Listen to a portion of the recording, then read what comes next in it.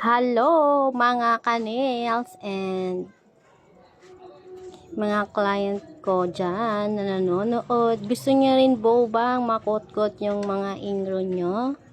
Pasensya na po sa mga hindi ko po na service at na home service. Salamat sa mga nakakaintindi. Ayan.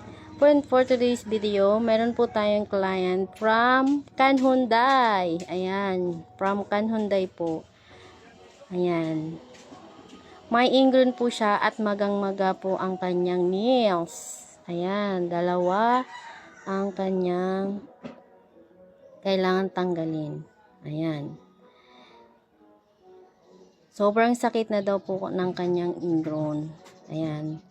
Pagpasensyahan nyo na po ang aking kamay dyan dahil kakatapos ko lang po alam nyo na. Hindi na po ako gumamit ng hand glove kasi magsasanitize na din ako mamaya ng aking kamay dahil sa sobrang dumi ng aking kamay sa hair color. Yan. Nakalimutan ko mag gloves. Kaya ganyan ka itim yung aking kamay. So, for today's video, ayan po. Ayan. Magang-maga na po talaga yung kanyang nails. Sa dami pong nagpapalinis sa akin, Diyos mio, andyan po yung mga may ingrown, magang-maga yung kanilang mga nails. So, pero wala tayong inaatrasan na kurukut-kutin na magpapa-remove ng ingrown. Ayan. Super dami ng dry skin at ang lalim na din ng kanyang ingrown. Ayan. Mahigit 10 years na po.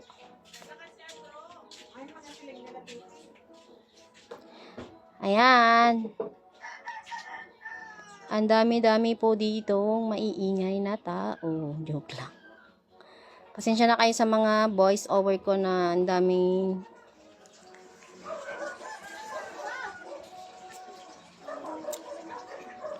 wala pa tayong mic. Pagpasensya nyo na yung aking boses. Ayan. Wala pa tayo talagang mic. Ayan. Pinakuha nga po ulit sa akin yung kanyang